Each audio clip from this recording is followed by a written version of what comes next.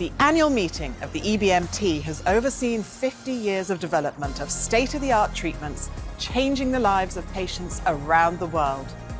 What will the next 50 years hold? Find out right here on EBMT TV. We're back for one last show here in the heart of Glasgow.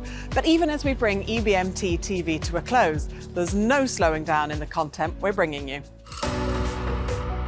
On the show today, we'll catch up with attendees to find out what brings them to the meeting and what 50 years of community means to them. It gives you time to reflect on where we've come from and learn the lessons over those 50 years in improving patient care.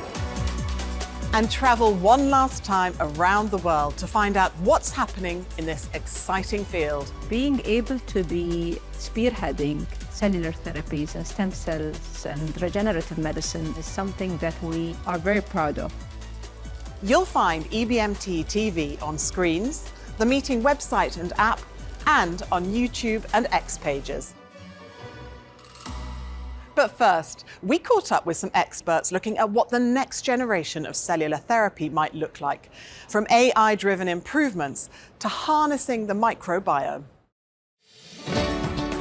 My fascination with cellular therapy started from my time as a medical student. I guess at that time point I was more focused on stem cell biology. It was just fascinating in my mind, the fact that you could manipulate the immune system to attack tumor sort of blew my mind. It was actually rather a coincidence. I was working as a basic immunology researcher. I never thought of getting into the cancer field, but somehow while working on microbiome and CD8 T cells, we got into it. Our lab itself is focusing on how we can improve CAR T cell manufacturing with commensal microbial metabolites. Actually a very exciting time to be in the field because there's so many approaches that we can take, from manipulation of the cell itself, from looking at the tumor microenvironment and adapting cells engineered to that. There's so many possibilities. I'm very excited to see what will end up in the patient and what makes their life better. I feel like there are a lot of opportunities, specifically in cellular therapy, to incorporate AI. We noted earlier there is great variability in the response rates to CAR T cell therapy. And using AI tools, I feel like we could probably personalize this treatment, find patients that would benefit from specific types of cellular therapy, and maybe integrate consolidative treatments specifically for high-risk populations. Looking at the microbiome as part of the immune environment is very important. Also, the tumor microenvironment plays a very important role, as we see from CAR T cells not really engaging in patients as they should do. To tackle these very dynamic systems, we need to work together with different fields, different consortia, interdisciplinary, looking at standardized methods to collect samples and to analyze them. And hopefully, if we do that very well, we find a solution for these issues. It's a very exciting time to celebrate 50 years of cellular therapy. The activities of the EBMT, starting from the meetings, but also practical points such as building the registries, generating working groups, have been transforming the field to some extent. And this is what drives research forward. I think looking back at 50 years is quite a remarkable achievement at all. And to feel that patient stakeholders, patient associations, clinicians, and preclinical researchers are working hand in hand together, which is only feasible in these kinds of societies, that is incredible. And to be here discussing with colleagues also from the clinical field, from the preclinical field, from manufacturing industry is very inspiring. I'm taking many ideas home with me. Fascinating insights into the future of cellular therapy there. Now to a group changing the lives of patients in the UAE. Abu Dhabi Stem Cell Centre was the first to bring stem cell transplantation to citizens of the country and continues to work on the very latest innovations in the field. ADCC was founded in 2019. Prior to that, the landscape of cellular therapy, regenerative medicine using stem cells was almost not present in the UAE. What ADCC has done is reform the whole concept. using evidence-based approaches, having a state-of-the-art stem cell processing lab for cellular therapies that assures the quality, safety when we get to our treatments. We work very closely together, both clinicians, nurses, scientists, as well in our research labs, which has fostered great advancements. We transplanted the first multiple sclerosis patient within the UAE, and we also had our first CAR-T treatment within the region. وده أنشئ أول خطوات بدون أو مساعدة أي حد أو الواقع. الحمد لله أنا استعشت بعد رفع طبيعية.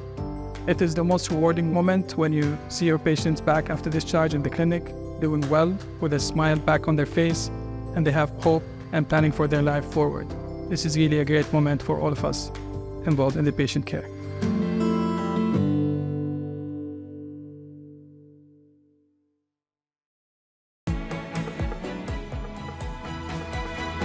The annual meeting of the EBMT is a fantastic place for attendees to come together, support each other, and celebrate their achievements. Let's head out to the conference floor to hear from you just how you're doing this.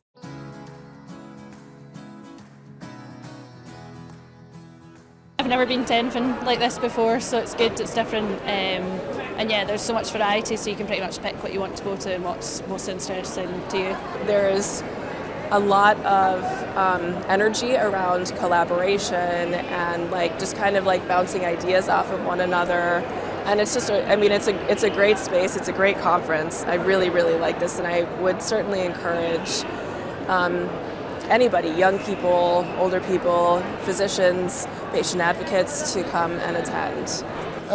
The sense of being a real community, where everybody helps each other, at least in my field. I've seen that this happen regularly. I have great inputs and motivation for going on with my work after the meeting is finished, and the meeting is a great occasion to enhance the collaboration. I think very important to get involved in the wider community outside of your own country, to work with European colleagues and to do the best again for our patients, give them the best outcomes. Yeah, well, it's quite a variety of nationalities, and I think this brings quite a wide information, because not all the countries work the same way.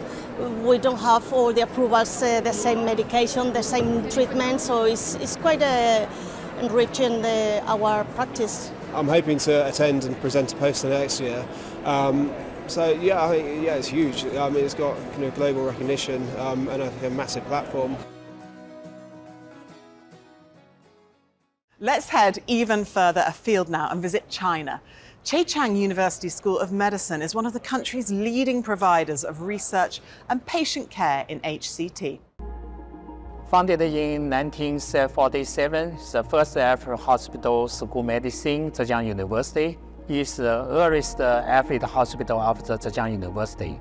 It has now evolved in a national level hospital integrating healthcare, medical education, scientific research, and preventative care. It has 7 campuses with more than 5,000 beds and more than 10,000 staff.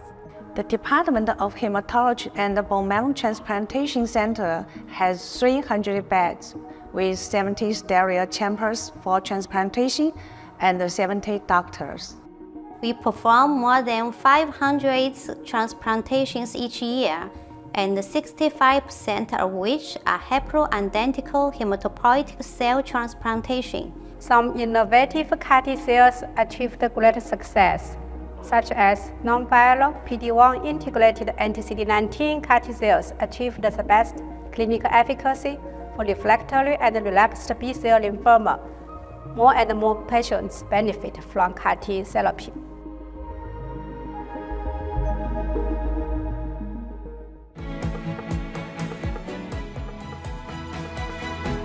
Let's go to our highlights video for the day now. What happened on Tuesday at EBMT 2024?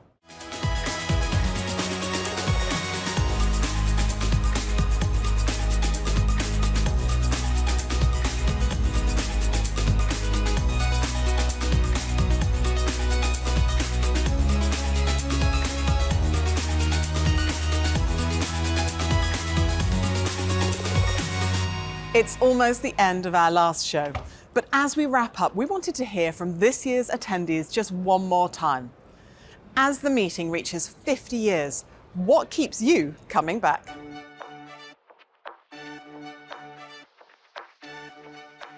Education. It's collective. Knowledge. Fabulous. Family. I come to the annual meeting because I belong to this community for a long time and I'm heavily involved in the chronic malignancy working party. And I'm always looking forward to this event. So yearly it's one of the highlights of the year for me. And yes, I find it quite exciting to be here. Well, I'm trying to come here every year so I can learn from others. It's a great experience and you can tell that everyone is really into the community. The community has always been very friendly and the meetings are always, small enough for us to enjoy. 50 years is a big number. It's an important number. It gives you time to reflect on where we've come from and learn the lessons over those 50 years in improving patient care in what's admittedly a very challenging and difficult patient population. The 50th anniversary is meaning that we were able for 50 years, for a long period, to gather more and more transplant physicians, nurses, also coordinators, also scientists in the field, which are very important to be able to improve the transplant outcome of the patients. And that's it. It's been an absolute pleasure connecting with EBMT's community of healthcare professionals as they continue to work hard to shape the future of healthcare and improve the lives of patients everywhere. Even if you're heading home, remember there are plenty of ways to watch EBMT TV. You'll find EBMT TV on screens, the meeting website and app, and on YouTube and X pages. Make sure to go online and check out everything you missed, and do watch out for extended versions of our features as part of the EBMT TV playlist. Thank you for being an integral part of our journey. Here's to the next 50 years of inspiration, collaboration, and transformative change. Have a safe trip home, and we'll see you next year.